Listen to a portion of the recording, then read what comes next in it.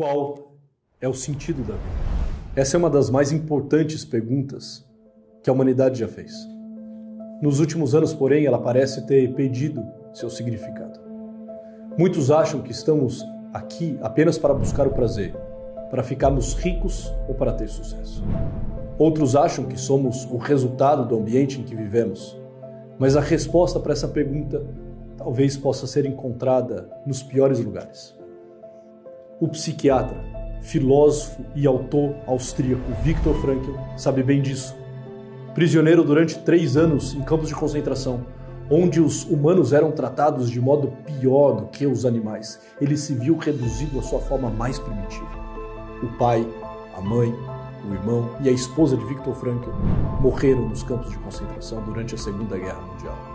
E exceto sua irmã, toda a sua família foi exterminada pelos nazistas.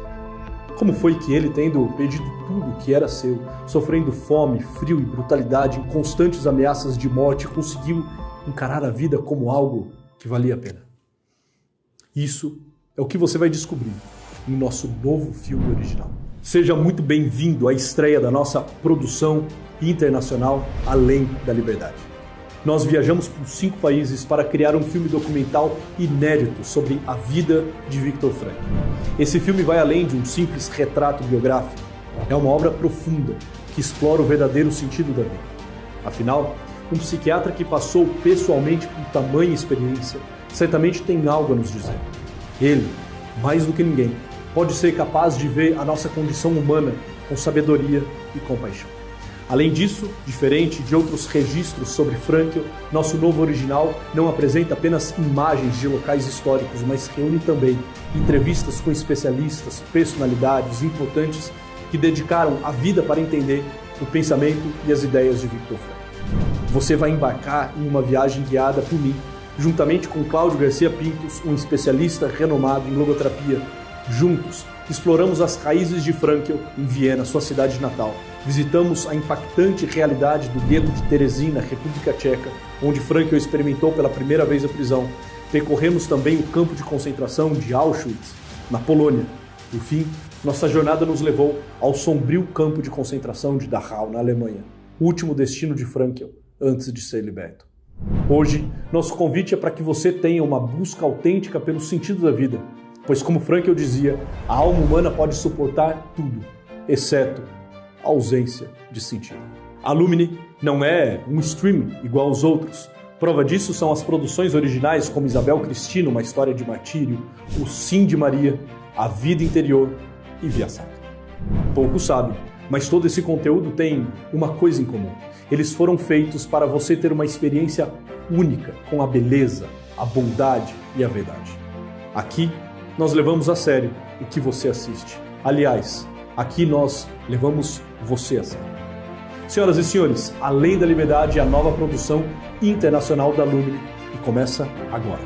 Se ajeite em um lugar confortável, chame alguém para assistir com você e aproveite.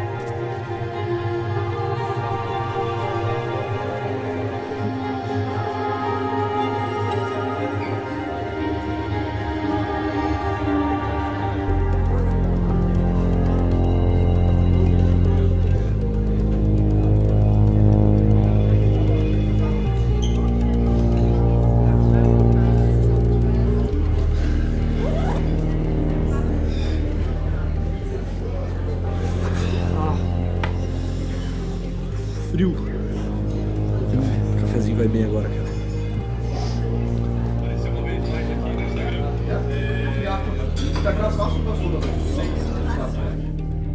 Viktor Frankl é um psiquiatra austríaco, vienense, apaixonado por Viena. Nós estamos aqui na cidade na qual nasceu, viveu e morreu Viktor Frankl. Ele nasce em 1905.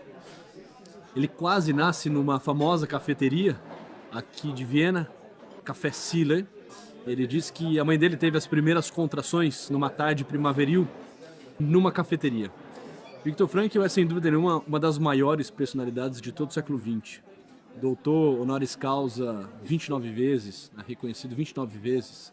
Viktor Frankl morava muito próximo dessa cafeteria, Cafeteria Sille, na qual se reuniam os adlerianos. E desde muito novo, ainda pequenininho, Viktor Frankl frequentava o Café Sille, evidentemente acompanhado dos seus pais, e é muito possível que lá ele tenha começado a ouvir as primeiras reflexões, desde que depois veio a se tornar um dos seus grandes mestres, que é Alfred Adler. E lá, muito possivelmente, nasce também a paixão de Viktor Frankl pela pessoa humana, pela psicologia.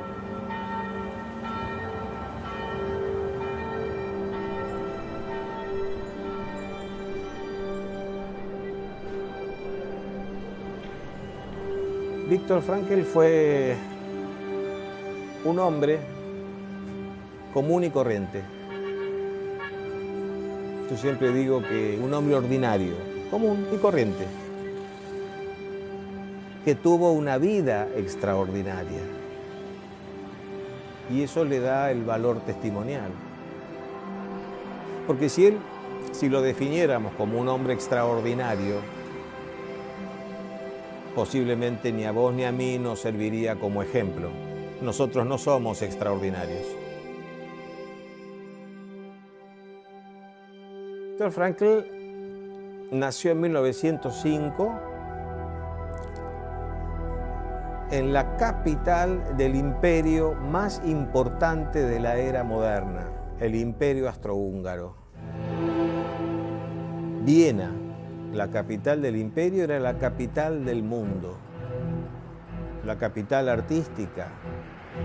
En Viena podías encontrar a Otto Wagner, a Rodin, a los grandes escritores, a los músicos.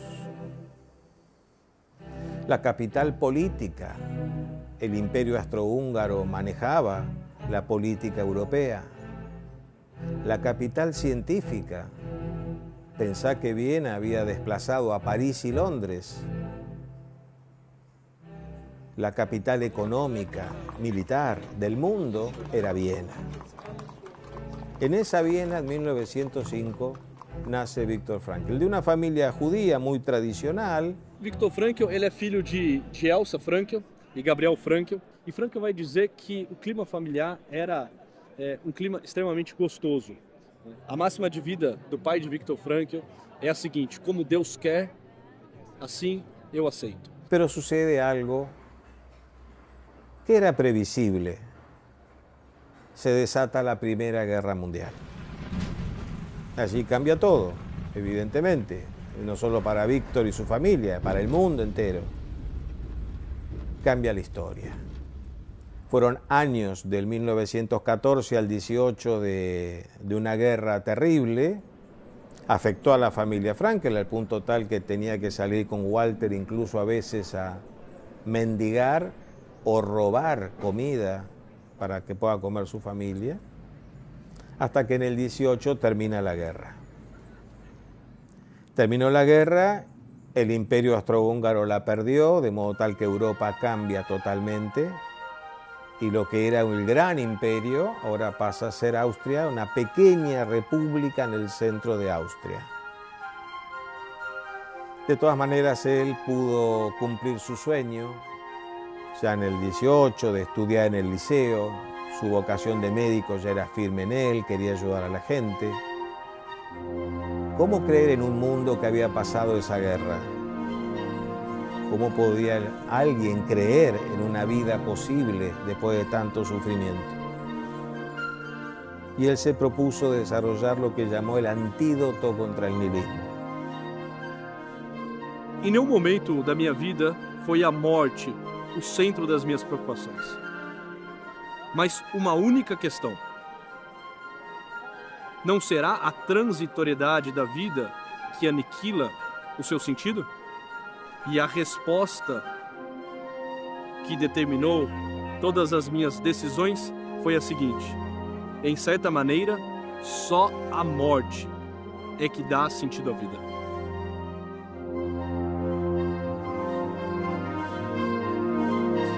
Interessante, né? Viktor Frankl, já muito novo, na sua tenridade, começa a especular sobre o sentido da vida e o quanto esse sentido está ou não atrelado com a finitude. Será ridícula essa vida uma vez que tudo acaba? Será que a morte e a presença certa da morte não aniquila toda a possibilidade de sentido que há nessa vida? Ou será que é justamente o fato de nós morrermos e sermos finitos que faz com que nesta vida haja um sentido e nós podemos, e não só podemos, nós devemos encontrar? Imagina um jovem especulando sobre questões como essa.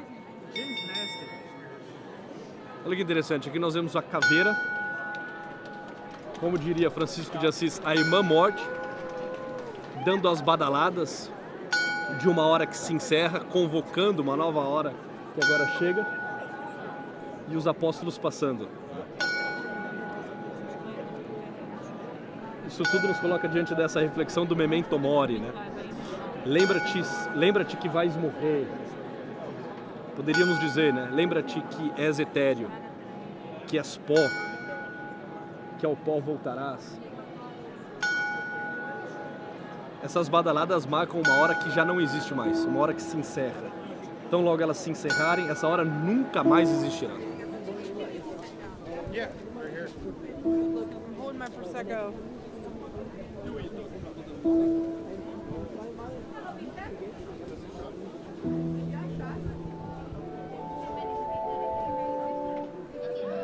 Tranquilo.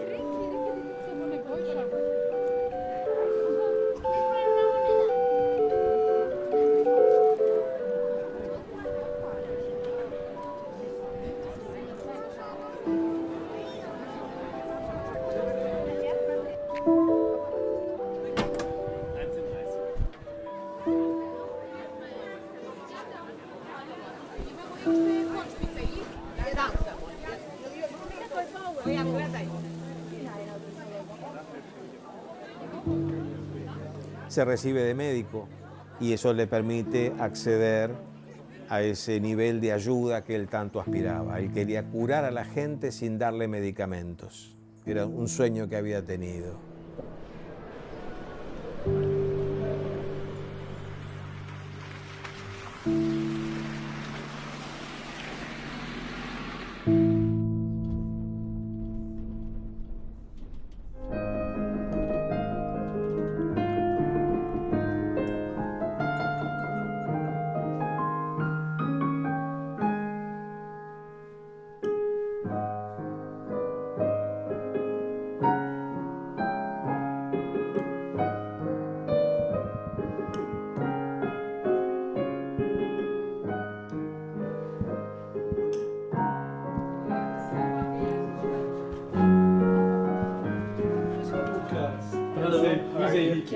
Schön, Sie zu sehen. Frankl war ja sehr gut beschäftigt. Ich meine, er hat enorm viel eigentlich geleistet in seinem Leben. Er war Direktor der neurologischen Abteilung der Poliklinik in Wien, hat die ganze Woche über Patienten gehabt und am Wochenende hat nebenbei noch sein ganzes Lebenswerk aufgebaut und Bücher geschrieben, hat an vielen Universitäten gelehrt und so weiter. Aber er hat eine gute Psychohygiene betrieben. Also er hat sehr geachtet, dass er sich nicht überlastet. Er wäre nie in ein Burnout-Syndrom zum Beispiel hineingerutscht. Burnout-Syndrom ist schon bekannt. Ne? Also er ist als Ausgleich zu seiner vielen Arbeit ist am Wochenende in die Berge gegangen, zum Klettern gegangen. Da konnte er gut abschalten. Beim Klettern muss man an jeden Handgriff achten, wo man sich festhält an den Felsen. So. Da kann man nicht an irgendwelche Patienten denken, die einen belastet haben und an irgendetwas. Also war eine Art Dereflexion. Dereflexion ist vielleicht auch ein Begriff. Ne? Und außerdem sagt er, auf dem Bergplateau wenn er dann oben am Gipfel war, hatte er seine besten Ideen und seine genialsten Eingebungen in der Einsamkeit, in der Stille, in der Ruhe.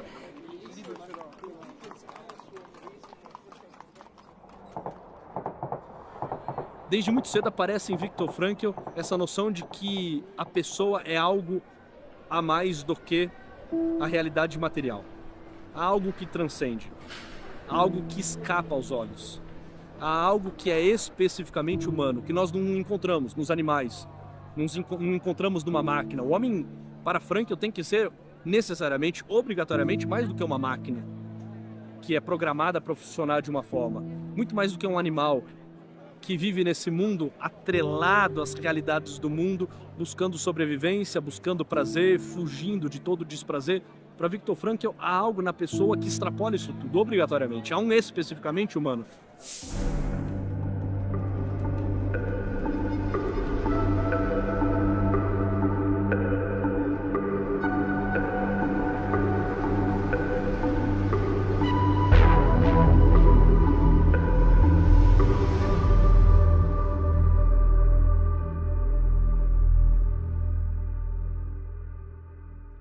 En el año 38 ocurre un hecho terrible que fue la anexión de Austria al Tercer Reich, y eso cambió totalmente la vida de toda la población judía en Viena.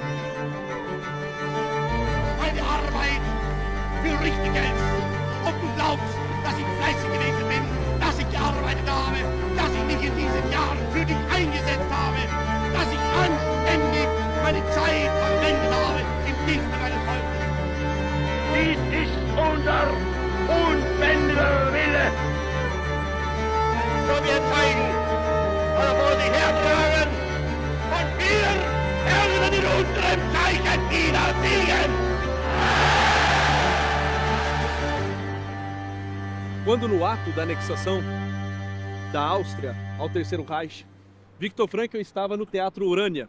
Ele havia sido convidado um dia antes, na noite anterior, para ministrar uma palestra aqui no Teatro Urânia. El día que Víctor estaba dando la conferencia en ese teatro, Hitler ingresó a Viena por este puente. El ejército venía por esta calle y por la calle del Prater. Subían las dos columnas del ejército y entraban con Hitler por este puente. E passaram por la puerta del Teatro Urânia. Ele estava ministrando essa palestra quando as tropas começaram a marchar e todos eram convidados, forçados a saírem de suas casas, a saírem dos comércios para saudar Hitler que passava com as suas tropas. E um soldado entra no Teatro Urânia e ele começa a dar a aula olhando nos olhos do soldado. Él tenía claro que no le iban a interrumpir la conferencia, que él tenía que terminarla. Por eso él se paró así como estamos y terminó dando los 20 minutos de conferencia mirándolo al oficial. Depois de 20 minutos, Viktor Frankl termina o seu raciocínio. Cuando terminó, el oficial se cuadró, se dio media vuelta y se fue. Y él siguió dando su conferencia. Cuando salió, ya había pasado el Führer. Y él volvió caminando a su casa, temblando porque se dio cuenta de lo que había hecho, ¿no? ¡Qué locura! Y ahí se encontró a su madre llorando porque a la madre sí la habían sacado a la calle a saludar al Führer.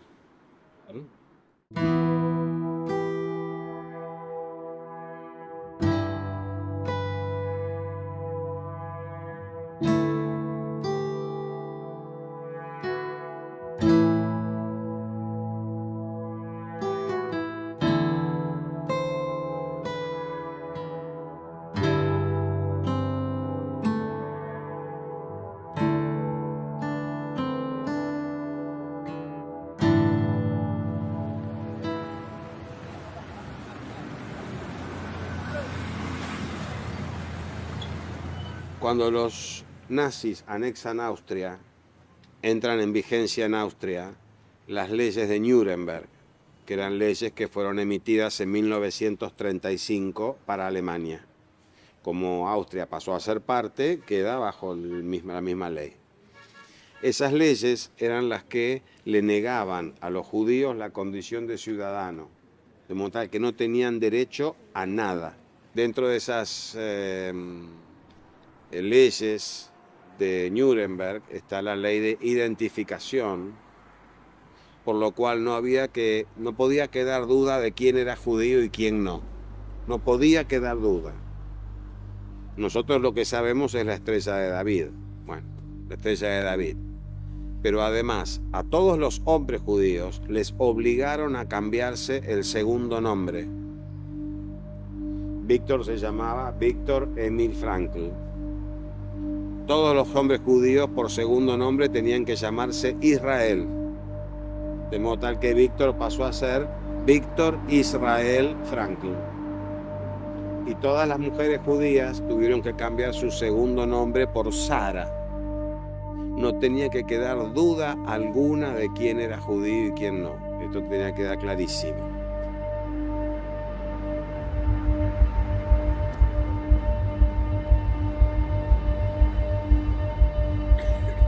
Nós estamos na frente do Rio Danúbio. O Rio Danúbio corta Viena e divide basicamente Viena em 2 distritos. O primeiro distrito, que é exatamente onde nós estamos, e alguns metros daqui o segundo distrito, que é o distrito de Leopoldstadt. Distrito esse que era povoado pela comunidade judaica. Boa parte dos judeus residiam no segundo distrito de Viena. Também Viktor Frankl morava no segundo distrito de Viena. Este distrito foi criado para que se asentaran los judíos, Leopoldstadt. Y para la sociedad vienesa, que estaba del otro lado, sí, esto era como una isla desagradable, como un lugar, porque el cheiro de los judíos es desagradable, decían. E pejorativamente, eles chamavam essa ilha de Ilha de Alho, fazendo uma alusão ao cheiro do judeu. Exacto. Este era propiamente el barrio de Víctor, por esta calle, y venía permanentemente.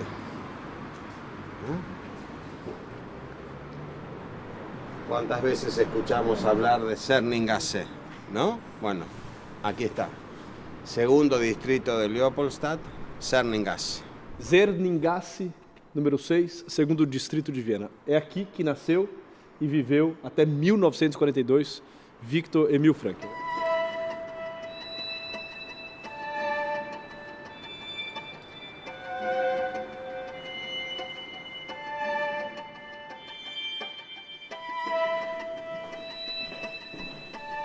Aqui é o interior da Zerninggasse 6. Viktor Frankl morava no apartamento 25, um destes. Foi neste local que ele nasceu, ficou até 42. Foi aqui que moraram os seus pais, e é desta casa que Viktor Frankl sai para nunca mais voltar como um homem casado, como um homem livre, pois algo dentro de Viktor Frankl permaneceu depois por muitos anos aprisionado.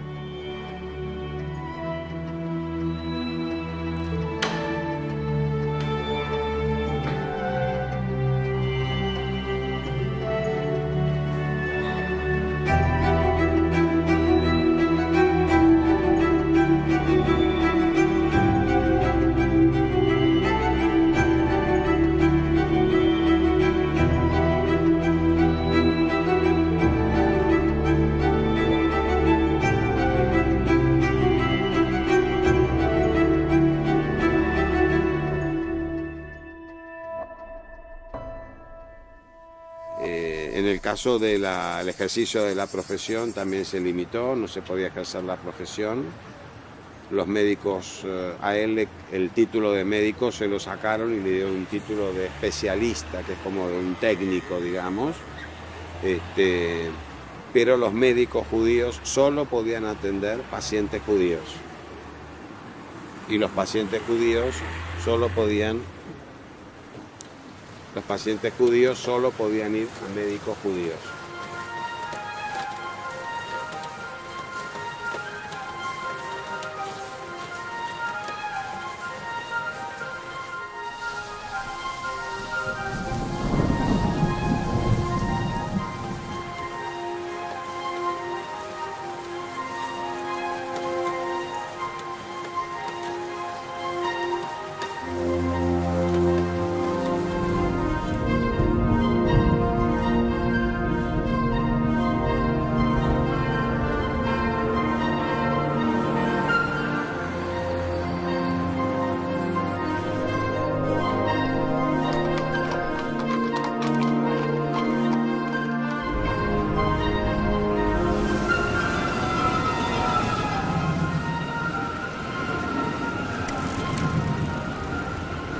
Acá donde se casaron los papás, el 24 de febrero de 1901.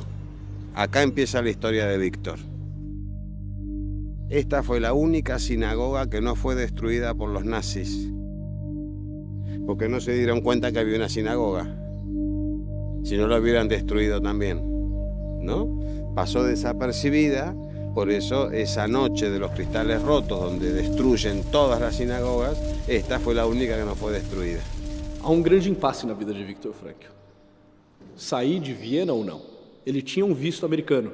Como professor, como médico, ele havia recebido um visto americano e ele poderia sair de Viena, fugir da perseguição e desenvolver toda a logoterapia longe da Áustria e longe da guerra que aqui estava sendo travada. Mas, ao mesmo tempo, ele não sabia se essa era a atitude mais sensata, porque aqui em Viena ele tinha os seus pais, Gabriel, Elsa, y Viktor Frankl encontra-se nesse impasse. Los médicos que formaban parte del hospital de la comunidad judía, el Rothschild, los médicos, los enfermeros y el personal de maestranza, iban a ser los últimos en ser deportados, porque alguien tenía que atender a los judíos. Y la familia de esas personas también. Por eso Víctor sabía que mientras él fuera jefe de neurología del hospital, ni él ni sus padres iban a ser deportados. Ahora, si él se iba, sus padres inmediatamente iban a ir a la cámara de gas. Pouco tempo depois, Viktor Frankl saiu para dar um passeio. Necessitava estar consigo mesmo, em contato com o seu ser mais profundo para tomar sua decisão. E ele narra o seguinte: e, como disse, eu não sabia o que fazer. Assim, pois, com minha pasta, cobri a estrela amarela que tinha que usar em meu casaco e sentei-me uma noite na maior catedral do centro de Viena. Havia um concerto de órgão e pensei: senta-te, escuta música e considera toda a pergunta. Descansa, Victor, pois estás muito distraído. Somente contempla e medita longe da agitação de Viena. Então, eu me perguntei a mim mesmo o que fazer. Devia eu sacrificar minha família pelo bem da causa a qual havia dedicado minha vida, ou devia sacrificar esta causa pelo bem de meus pais? Quando a gente se confronta com esta classe de perguntas, anseia uma resposta do céu.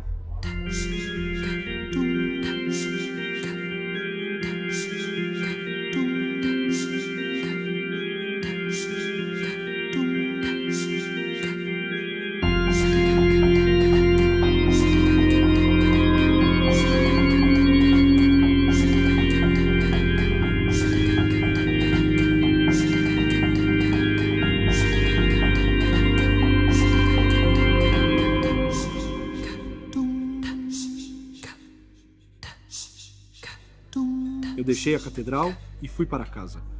Ali, sobre o aparelho de rádio, havia um pedaço de mármore.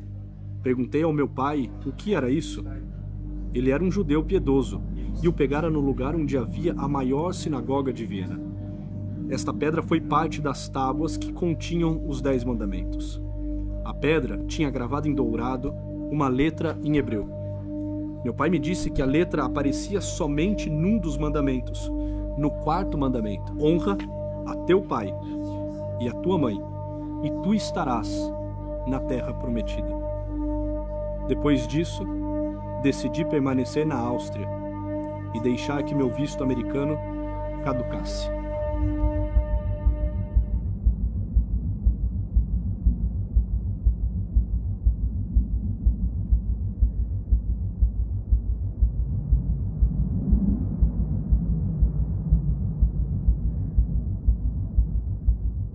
Neste espaço ficava a sinagoga. Em 38 foi incendiada e ficou em escombros. Foi desta sinagoga que o pai de Frankl retirou aquele pedaço de mármore no qual estava talhado um dos mandamentos da lei de Deus. En ese interín se casa con Tilly, su primera esposa. Tilly queda embarazada,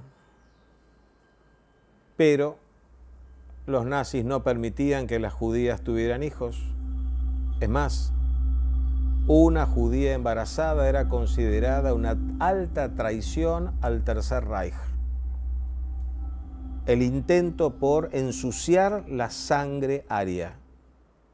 De modo tal que la mujer judía embarazada era deportada a los campos para que muera trabajando y aborte espontáneamente trabajando. Una de las grandes penas de Víctor, tanto que en el año 1955 Víctor escribe un libro y se lo dedica a ese niño que aún no ha nacido. Así lo dedica. Un niño que aún no ha nacido. Harry o Marion.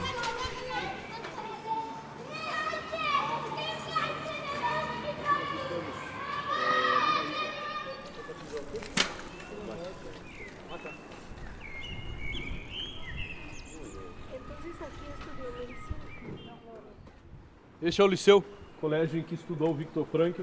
Por aqui passaram tantos outros, como Freud, Adler. O próprio pai de Viktor Frankl estudou no colégio secundário. Nesse colégio, Viktor Frankl começou a sonhar de fato com a medicina. Por eso esa puerta era una ilusión para Víctor, ¿no? Después, lamentablemente, en el 42, en esa misma puerta tuvieron que ingresar los judíos que eran reunidos en este lugar para ser deportados a los campos, ¿no? Así que, digamos que 2 veces significativa, ¿no? La puerta de Kleine-Sperrklasse número 2. Por essa porta, Viktor Frankl passou, poderíamos dizer, 2 vezes. Uma primeira, ao se tornar aluno do liceu, e uma segunda vez, ao se tornar prisioneiro dos campos de concentração. Antes, todo esto estaba empedrado, que era lo habitual, digamos, lo histórico, digamos, todo el suelo era empedrado, irregular. Y cuando uno caminaba toda esta calle hasta acá, sentía la vibración de tanta gente que vino caminando con su bolsito de 10 kilos, pensando que los iban a llevar a un lugar mejor. Eles eram trazidos exatamente por essa rua, centenas de milhares de judeus. Era possível, inclusive, sentir as pegadas, os passos deles. O chão, a terra tremia. Tamanha era a quantidade de judeus que por dias e dias se dirigia até o liceu. Cientos de miles que vinieron caminando por esta dirección y entraron por esa puerta, ¿no? Con ilusión, porque les decían que iban a ir a un lugar, ya les digo, donde nadie los iba a sacar nunca más de ahí. No, que no lleven nada porque ellos le iban a dar todo lo que necesitaban, que solo trajeran lo de valor.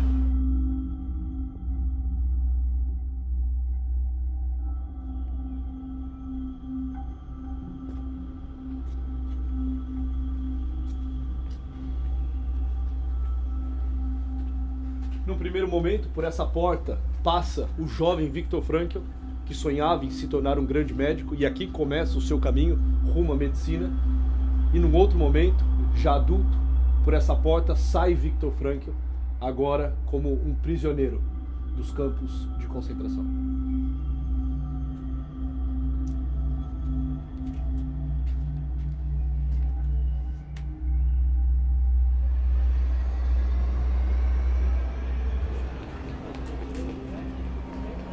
Víctor está en Terezín desde el septiembre del 42 hasta octubre del 44. Durante el día podían llegar a cruzarse los esposos con sus esposas.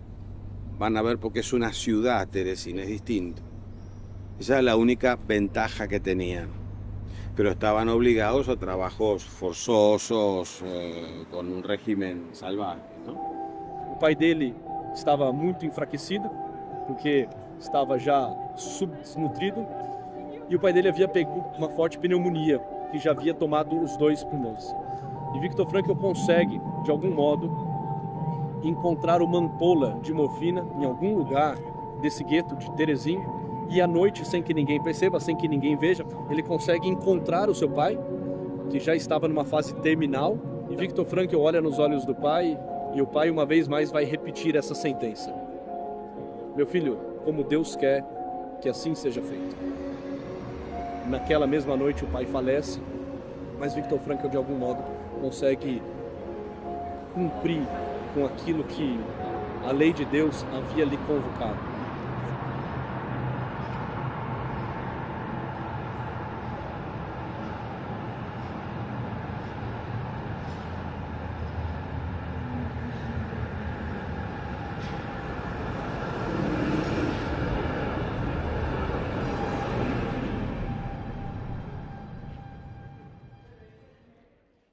Perdidos no metrô da Polônia. Não sabemos a linha, não sabemos a língua, não temos a moeda.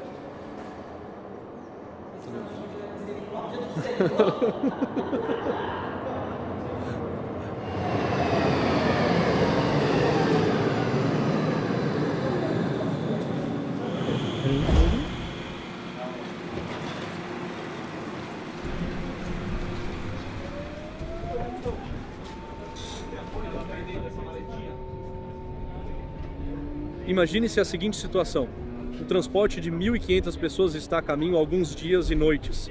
Em cada vagão do trem estiram 80 pessoas sobre as suas bagagens, seus últimos haveres. As mochilas, bolsas empilhadas impedem quase toda a visão pela janela, deixando livre apenas um último vão na parte superior. Lá fora se divisa o primeiro clarão da aurora. Todos achávamos que o transporte se dirigia para alguma fábrica de armamento, mas aparentemente o trem para, em algum lugar no meio da linha. Ninguém sabe ao certo se ainda estamos na Silésia ou já na Polônia. O apito estridente da locomotiva causa arrepios, ecoando como um grito de socorro ante o pressentimento daquela massa de gente personificada pela máquina e por esta conduzida rumo a uma grande desgraça. O trem começa a manobrar à frente a uma grande estação. De repente, do amontoado de gente, esperando ansiosamente no vagão, surge um grito: olha a tabuleta, Auschwitz! Naquele momento não houve coração que não se abalasse. Todos sabiam o que significava Auschwitz. Esse nome suscitava imagens confusas, mas horripilantes, de câmaras de gás, fornos crematórios, execuções em massa. O trem avança lentamente, como que hesitando, como se quisesse dar, aos poucos, a má notícia, a sua desgraçada carga humana. Auschwitz.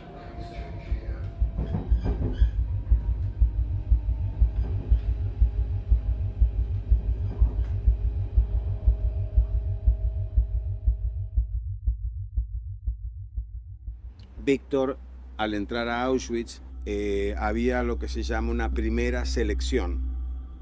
Es decir, en fila de a uno, y un oficial nazi, solo por el aspecto, decidía el destino del prisionero. El día que llegó Víctor a Auschwitz, la selección la hacía ni nada más ni nada menos que el doctor Joseph Mengele, uno de los más salvajes nazis que hubieron en los campos, ¿verdad? Y había 3 condiciones posibles: apto para el trabajo. El que era apto para el trabajo iba para un lado, era derivado a las barracas. El que no era apto para el trabajo, ese era derivado para el otro lado, camino directo a la cámara de gas. Y tercero, el que era apto para experimentos científicos. Lo que les digo ahora no es una manera de decir. ¿Qué pasa si a una mujer embarazada le inyectamos gasoil? A ver qué pasa con el gasoil. Hoy se murió. Bah. Y así eran los experimentos, ¿eh? Eran una cosa que hoy diríamos, pero absurdo. Bueno, entonces Víctor llega a Auschwitz y pasa por esa selección.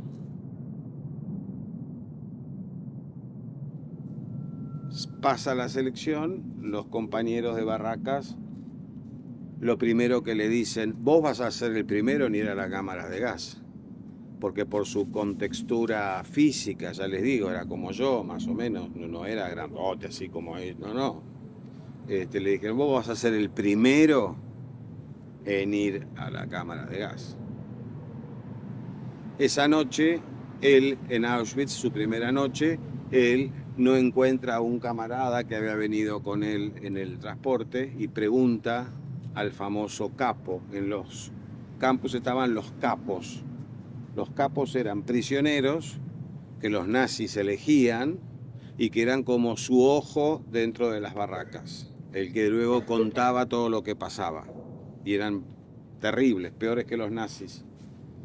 Entonces le pregunta a un capo sobre su camarada.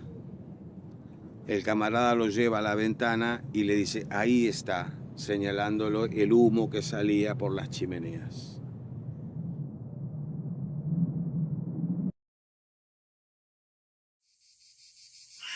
Dice Víctor que esa noche él no pudo dormir pensando cómo salir de ahí adentro.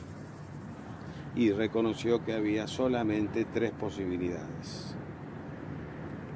Como humo por las chimeneas, que era una manera de salir del campo, arrojándose contra las alambradas electrificadas, que era la manera de suicidio que había en Auschwitz, o sobreviviendo.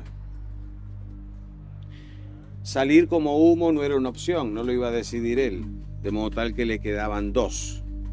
Tirarse contra las alambradas ou sobreviver. Deitado, ele vai colocar uma mão sobre o seu peito, com a outra ele irá apertar esta que deita sobre o peito e ele irá fazer um firme compromisso consigo mesmo. I will not run into this wire. I promise from one hand to the other hand that I will survive, I will get away. Y dice que esa noche se prometió a sí mismo nunca, jamás tirarse contra las alambradas del campo.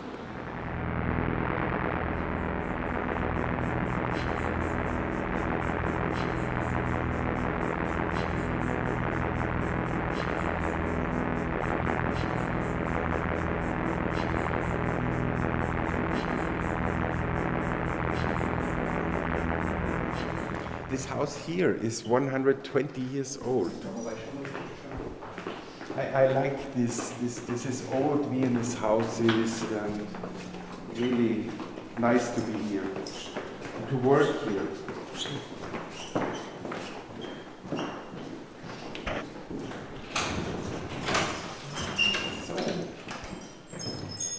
please, if you.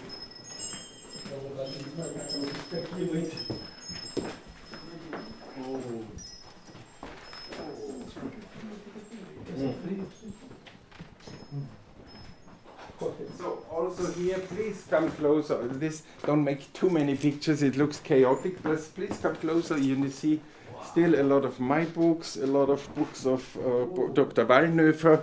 This is Dr. Wallnöfer, and this may be interesting to you. This is also barbed wire from Auschwitz. Whoa. So which I found there, so this is a long time ago. And I brought one for me, I brought one for Viktor Frankl, and the one you found in the Frankl home, nobody knew, but when he died, Ellie found it and it was turned into a heart, you know. My father took this picture in 1992, and yes, this is a lot of, how should I say, chaos here.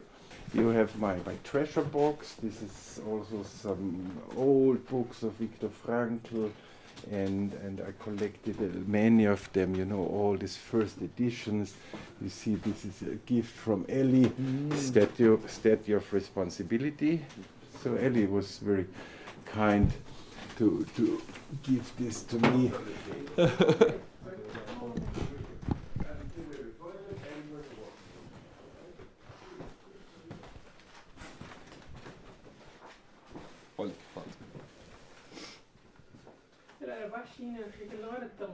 Frankl. Era baixinho.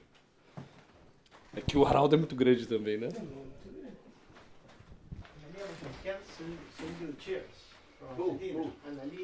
Analia, thank you very much. Obrigado. Thank you. You're welcome. Just close the window because of a lot of noise here. Okay. People gardening in the morning.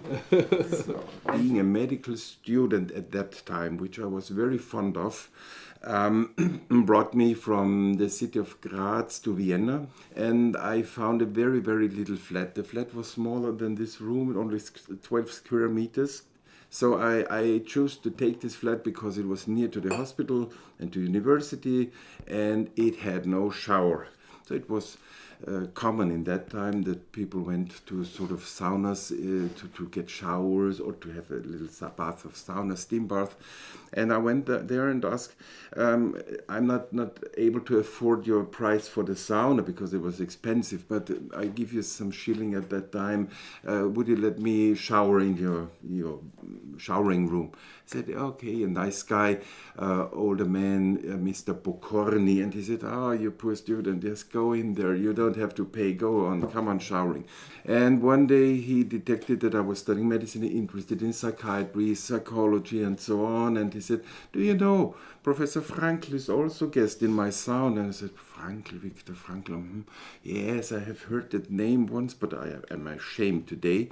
And then I waited for almost 1 year, said I could not go down to disturb him, this famous man. I read his books and I thought about him. And on 30th of January 1987, I went down. He came here every Friday at 12 noon.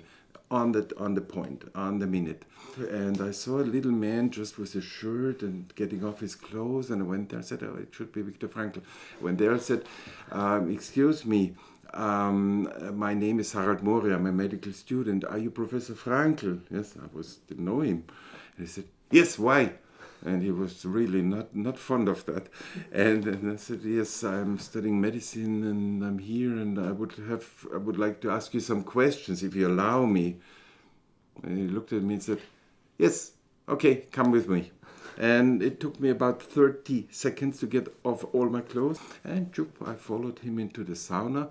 And so to say, like Frankl said when he met Sigmund Freud in the Berggasse, he said, I followed him. And I became a follower of Sigmund Freud, so I followed Viktor Frankl in the sauna, so I became a follower of Viktor Frankl. Frankl salió de la universidad y delante suyo iba caminando un señor, un idoso.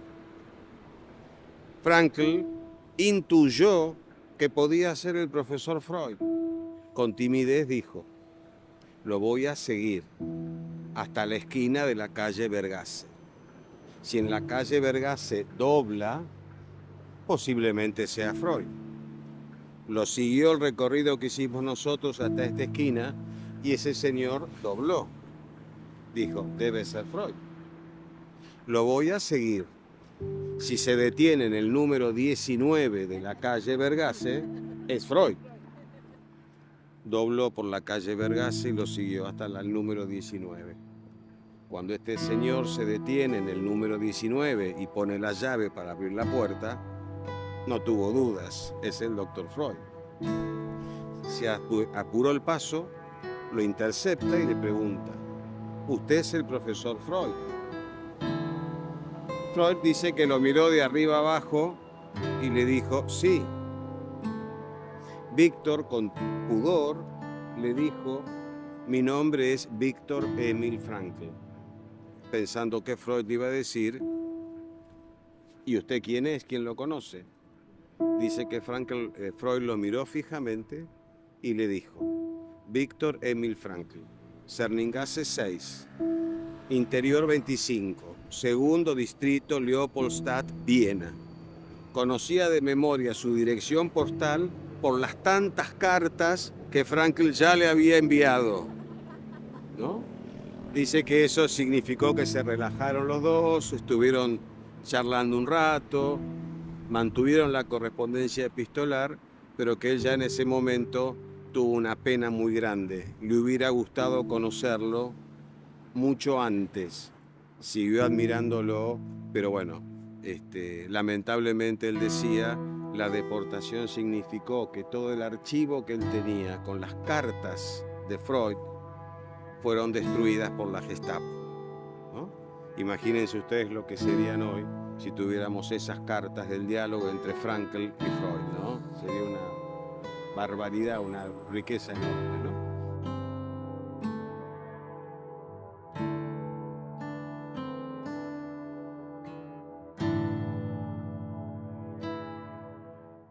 If you go to Prague, beside the city hall, the old city hall, Rathaus, you find the statue of Rabbi Löw. You know the story of Rabbi Löw? Yeah. No. Rabbi Löw was a rabbi in about 16 somewhere, no. And Rabbi Löw was that famous, sorry, that when he died in the old new synagogue, Altneue Synagogue of Prague, he had his chair. And when Rabbi Löw died, they built a second chair for the next rabbi because they said Rabbi Löw was so famous, was so powerful that nobody else should sit on his chair. And Frankl later said, and the same is with Sigmund Freud. Sigmund Freud is so famous, so powerful, has had so much influence. Nobody should sit on the seat of Sigmund Freud.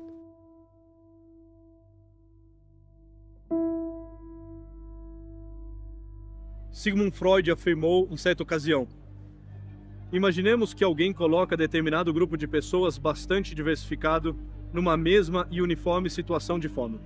Com o argumento da necessidade imperativa da fome, todas as diferenças individuais ficarão apagadas e, em seu lugar, aparecerá a expressão uniforme da mesma necessidade não satisfeita. Graças a Deus, Sigmund Freud não precisou conhecer os campos de concentração do lado de dentro. Seus objetos de estudo deitavam sobre nobres divãs de pelúcia desenhados no estilo da cultura vitoriana e não na imundície de Auschwitz.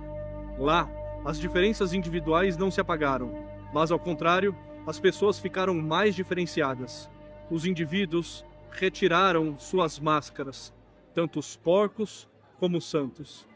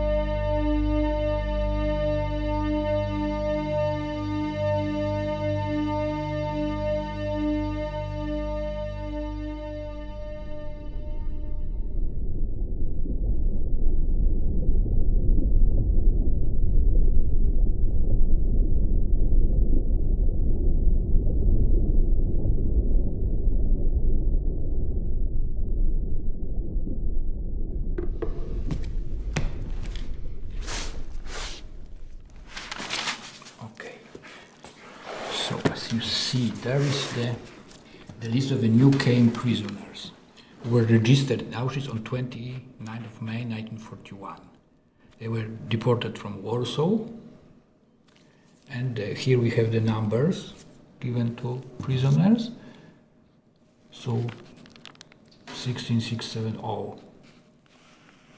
Corberai, date of birth, place of birth, and priest, so priest. There was the registry office in the camp, and there is the part of the Gestapo, the camp, the political division, and they prepared certificates of the death of prisoners of Auschwitz. But please notice that in those documents there is no information that they died in Nazi concentration camp. Here there is no prisoner number. There is following number of document issued day by day.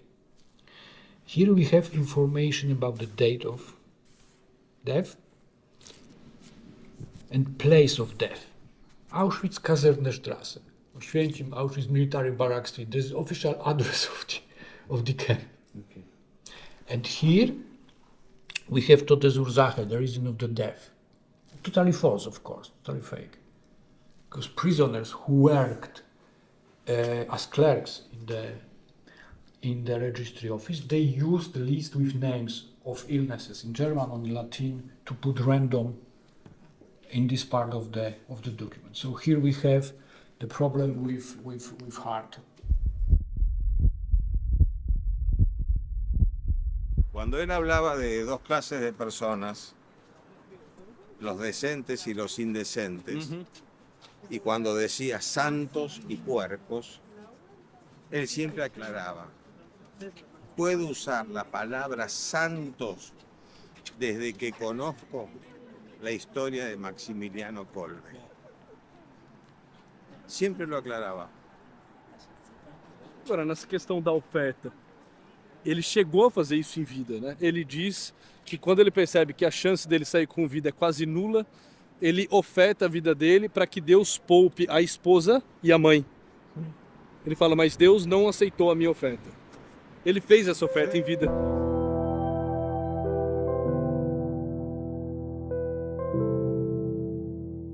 In the concentration camp you also found all types of characters. You found people who were okay, people who were supportive, people who were correct, and you found criminals also in the comrades, and you found which people did not like to hear. You found somehow bad people who were as bad as the SS was.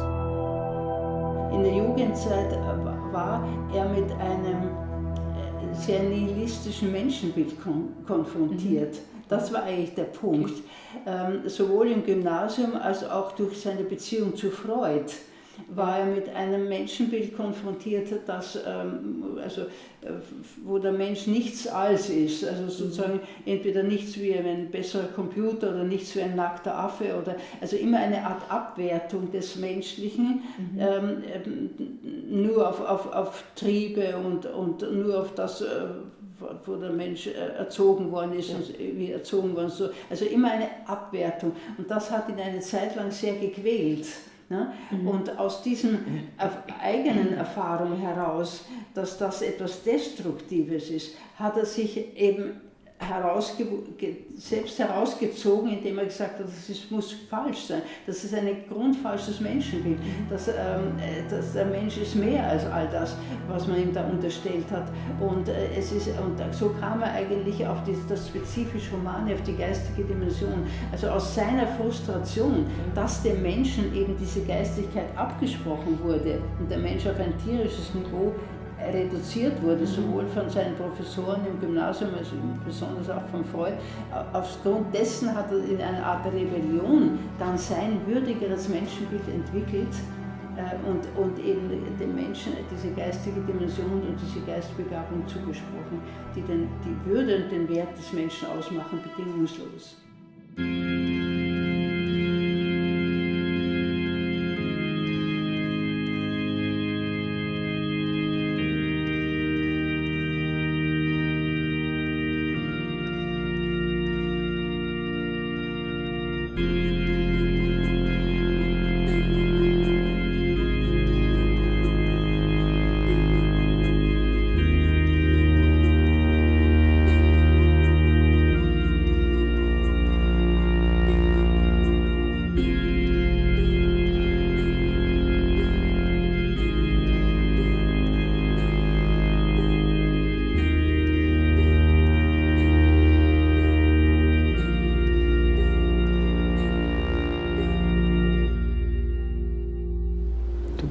que eu entro, eu acho que é a igreja mais linda que eu já entrei na minha vida. Nesse momento, essa foi a escolhida. É a mais linda que eu entrei em toda a minha vida.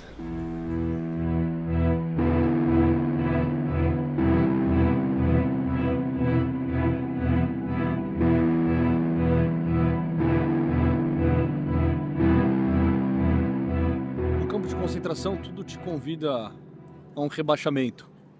Um rebaixamento anímico, um rebaixamento físico.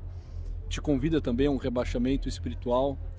Não que isso tudo precise obrigatoriamente ser vivido desse modo, mas tudo te convida para um movimento de baixo, para uma perda de liberdade, para uma vivência mais animalesca, uma vivência assim, mais basilar. A preocupação é a preocupação com a sobrevivência. A sobrevivência passa pela vivência mais pulsional, a fome, o frio, a sede. Numa cidade como essa, tudo te convida, de algum modo, à liberdade.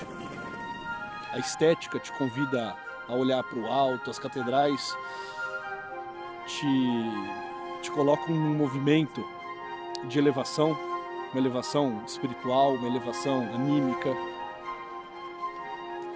Tudo te convida à expansão.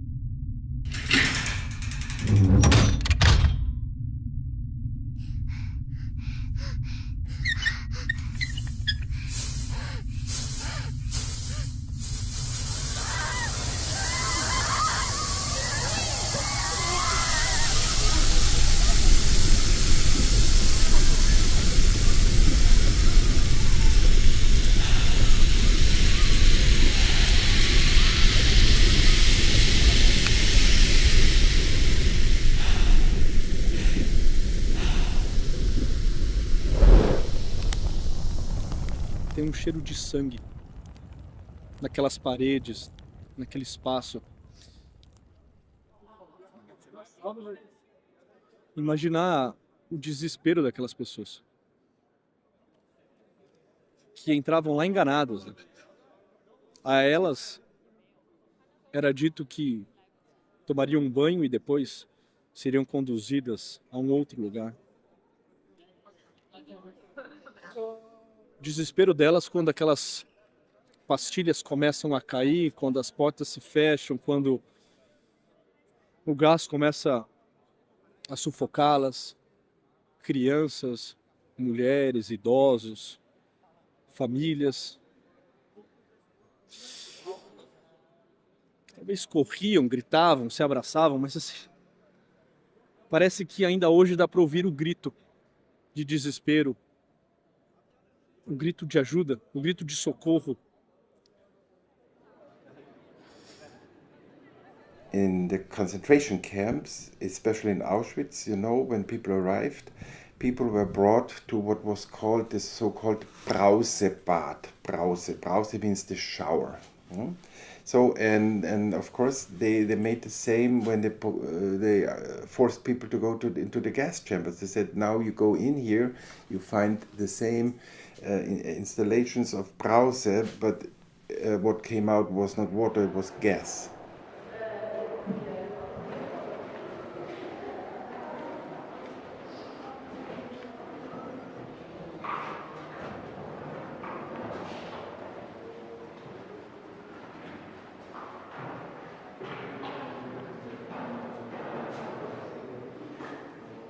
Después de que están todos muertos, hay una pequeña puertita a los hornos.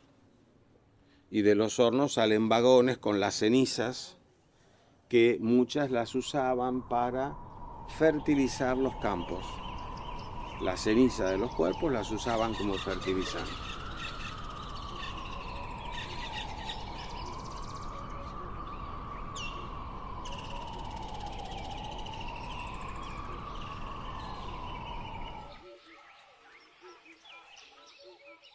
Usaban todo, la ceniza como fertilizante, el cabello, particularmente el de las mujeres, que suele ser más sedoso y más fino, lo usaban para hacer los cuellos de los uniformes de los oficiales, porque queda como seda el tejido.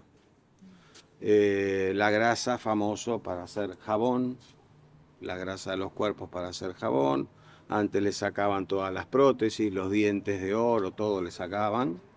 Las cámaras de gas tienen en el techo unos agujeros, ya va a explicar la guía, por donde los encerraban y por ahí tiraban el gas. El gas eran pastillas que al caer al piso caliente se empiezan a emanar gas y más o menos en 15 minutos están todos muertos.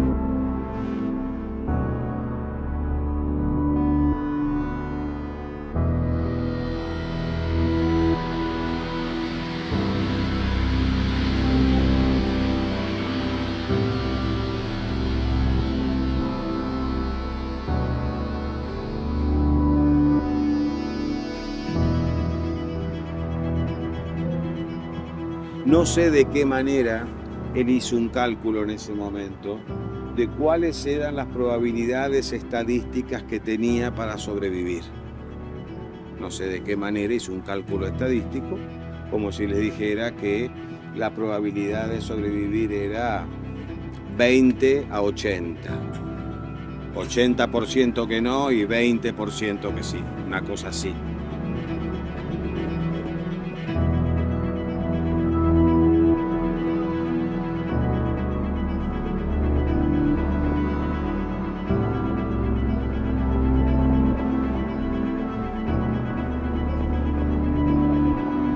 Decía a sí mismo, mientras estés vivo, vas a vivir como si las oportunidades de sobrevivir fueran del 100%. Viktor Frankl estava naquele momento se decidindo pela vida, apesar dos pesares. Sim à vida, apesar de tudo. Nein, hat die Logotherapie schon in den 1930er Jahren entwickelt.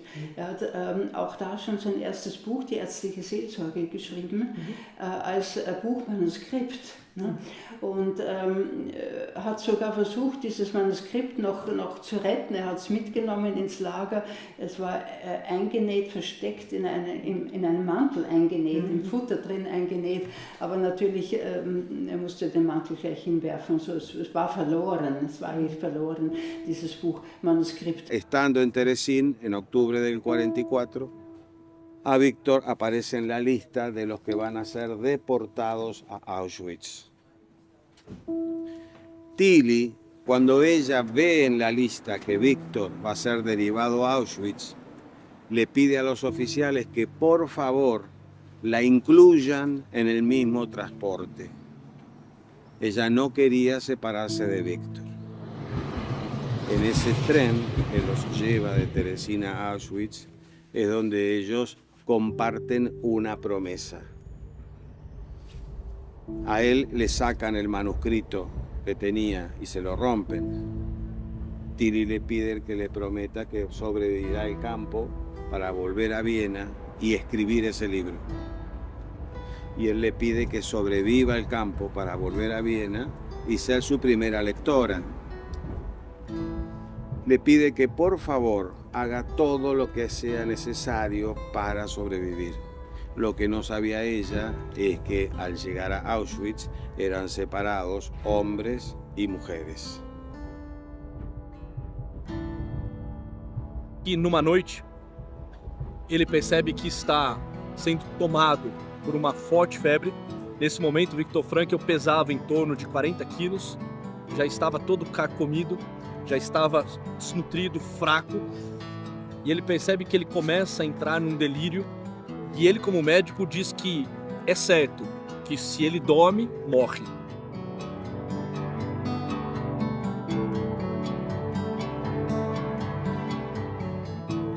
E nesse momento, Viktor Frankl se decide por ficar acordado. Um companheiro seu havia lhe presenteado com um pedaço de papel que contrabandeou de algum lugar do campo e com um pedaço de carvão com o qual Viktor Frankl poderia rabiscar alguns dizeres nesse papel. E ele diz que nessa noite dramática ele começa a reescrever o seu manuscrito perdido. Also die wichtigsten Punkte, die in dem verlorenen Manuskript drin hatte, also im Gedanken, falls er überleben würde und falls er das Buch nochmal schreiben könnte, dass er einen Anhaltspunkt hätte. Ne? Und er hat sich mal gesagt, dieser Gedanke, dass er doch vielleicht noch einmal sein Werk publizieren könnte, nicht um seiner selbst willen, aber um diese guten Ideen an die Menschen heranzubringen.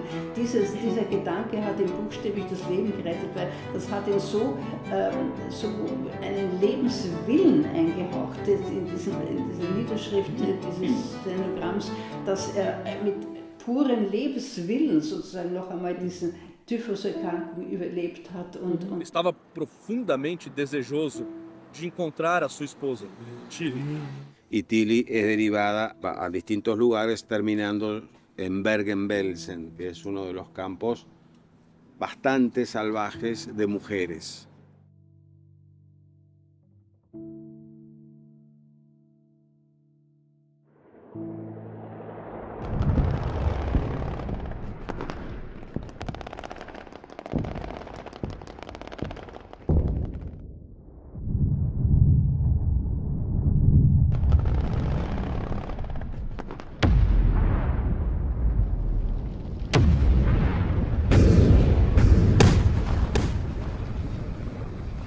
Ya por entonces el ejército alemán empieza a perder la guerra contra los rusos. Y los rusos, que los alemanes los habían llevado prácticamente hasta San Petersburgo. Los alemanes habían avanzado muchísimo en Rusia hasta que los toma el invierno. El frío, el barro, la nieve, la no provisión de alimentos, se le congelaba el combustible de los camiones. No estaban preparados para eso. Entonces empiezan a perder y los rusos empiezan a avanzar. Entonces los alemanes tienen que empezar a retroceder. Pero no solamente tienen que retroceder las filas del ejército, también tienen que empezar a desmantelar los campos de concentración que habían armado ya en el territorio que habían ganado. entre ellos Auschwitz. Tienen que empezar a desmantelar Auschwitz. Entonces ahí empiezan a destruir Auschwitz y a los prisioneros a derivarlos a Alemania, a Dachau. Algunos vienen caminando, literalmente tuvieron que ir caminando desde Auschwitz hasta Múnich, caminando.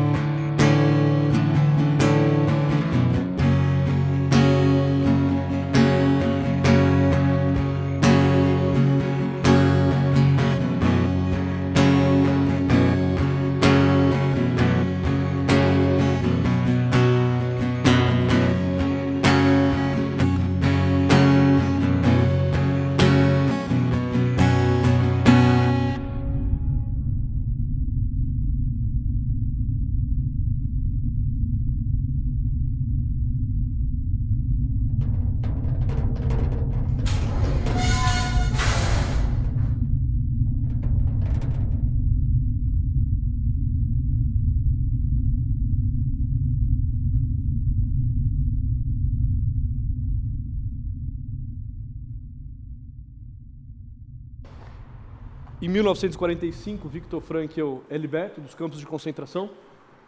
Alguns meses depois, ele consegue uma autorização para vir a Viena. E, muito possivelmente, esse é um dos primeiros lugares que Viktor Frankl vem. A sua casa. Zerningasse, número 6, segundo distrito de Viena. E ele vai relatar de forma dramática como que é esta experiência de vazio, essa experiência de morte. Ele diz que chega até a sua casa, bate na porta, imaginando que iria encontrar aqueles que durante tanto tempo ele sonhou reencontrar. Ele bate a porta e, como vai dizer Viktor Frankl, quem lhe abre a porta não é aquela pessoa que você gostaria de ver. Aquelas pessoas você nunca mais tornará a vê-las.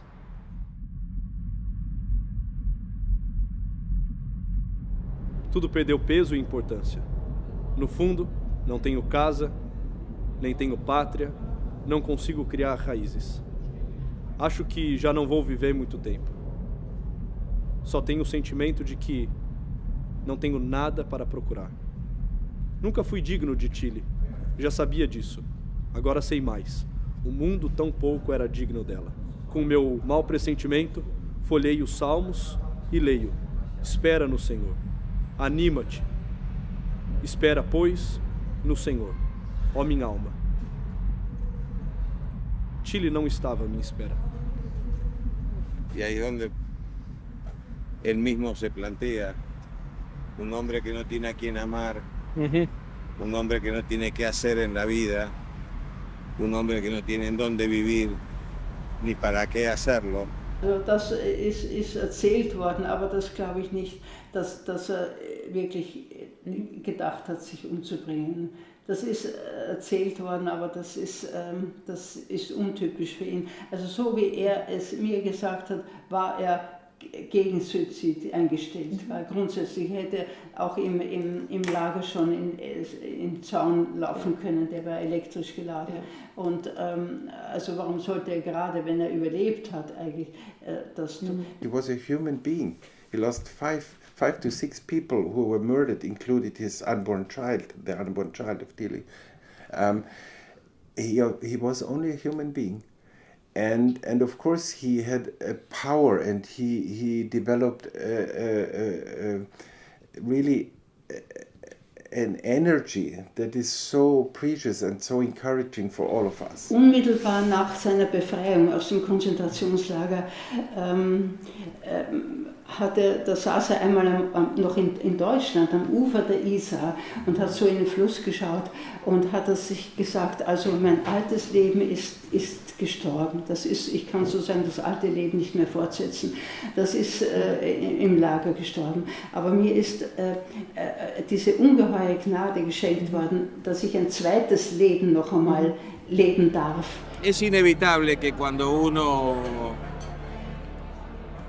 conoce las historias, mucho más inevitable cuando uno pasa por Auschwitz o por Dachau, que a uno le quede como vivencia la angustia, que uno se quede con la parálisis que significa no superar el horror y el espanto. Uno se queda con una presión en el pecho. Hay gente que no quiere venir a los campos por evitar eso, o gente que a mitad de la visita se retira. Lo comprendo, pero yo creo que reconocer el sentido de lo que uno puede ver en Auschwitz, qué sentido tiene que siga existiendo un Dachau abierto al público, es que comprendamos que no son testimonios del horror. Todo lo contrario, son testimonios del amor. Como puede ser del amor, ¿sí? Del amor que hubo entre camaradas para que ayudar al camarada para que sobreviva. Del amor que me alentaba a seguir vivo, pensando en que alguien me esperaba. Del amor a Dios, que aunque estaba en silencio, uno lo sentía presente, el amor a la vida. Es el testimonio de la victoria del hombre sobre el espanto, Auschwitz. Tanto espanto no fue suficiente para doblegar a la persona. Hubieron muchos muertos, pero hubieron muchos sobrevivientes. Incluso los muertos, como dice Frankl, son los de más valor, porque le pusieron el cuerpo a la situación. Y no se doblegaron. Si yo me quedo con el daño que me hiciste, no supero el rencor, no supero la angustia, aunque esté cicatrizado. Es como que metiera el dedo y hurgara. Ahora, si me quedo con la cicatriz y lo que significa, me quedo con aquello que Frankl hablaba, la victoria ante el sufrimiento. No es que no me dolió, no es que no me acuerdo de ese dolor, no es que no maldigo la circunstancia de haberlo vivido, pero por sobre eso está el hecho de que aquí estoy. War ich zufällig in Wien, wie Frankl total erblindet ist. Und ich habe ihn dann in der Klinik besucht und ich war richtig verlegen. Ich wusste gar nicht, was sagt man zu jemandem, der gerade erblindet ist. Ne? Und da stand ich so im Zimmer und Frankl sagt zu mir, ach, Frau Lukas, jetzt machen Sie nicht so ein Gesicht. Dabei hat er mich gar nicht gesehen. Ne? Aber er hat das sofort gespürt, meine Verlegenheit gespürt. Jetzt machen Sie nicht so ein Gesicht. Und dann sagt er, schauen Sie, Frau Lukas, wenn man so viele Jahrzehnte wie ich sehen hat können, ne? und sehen hat können, so vieles von der Welt sehen hat können, meine Tochter, meine Enkel sehen hat können, ne?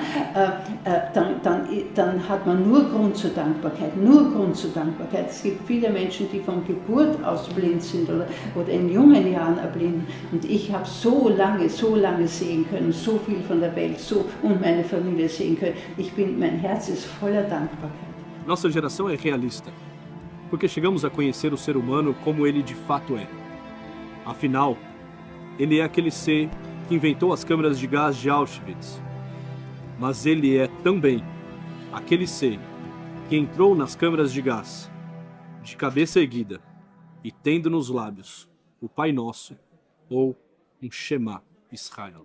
Don't fall asleep. Don't fall asleep tonight.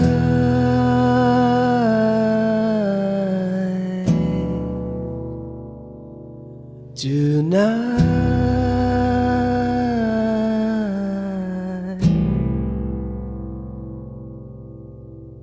Please come, let me show you the other side.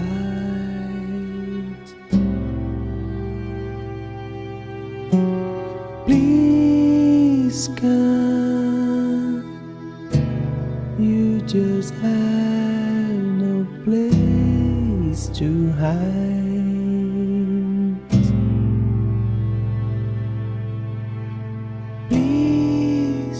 Just don't fall asleep. Please, just don't fall asleep tonight.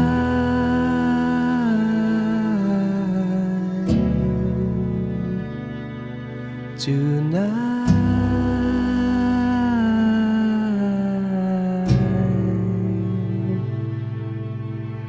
It's time to go to pack your things, to seek delight, to hit the end, to bury it all, to lose it all. Did this ever have a meaning? It's time to go to pack your things, to seek delight, to hit the end, to bury it all, to lose it all. Did this ever have a meaning? It's time to go to pack your things, to seek delight, to hit the end, to bury it all, to lose it all. Did this ever have a meaning? It's time to go to pack your things, to seek delight, to hit the end, to bury it all, to lose it all. Did this ever have a meaning?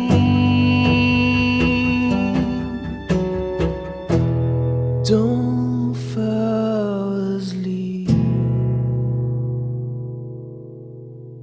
Don't fall asleep. Survive.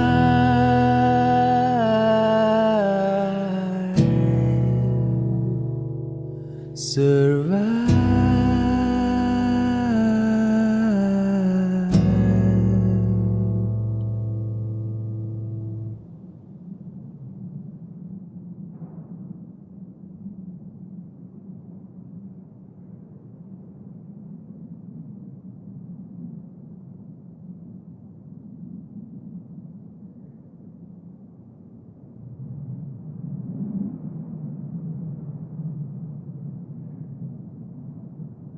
Olá, quero agradecer a todos que chegaram até aqui e assistiram ao nosso original.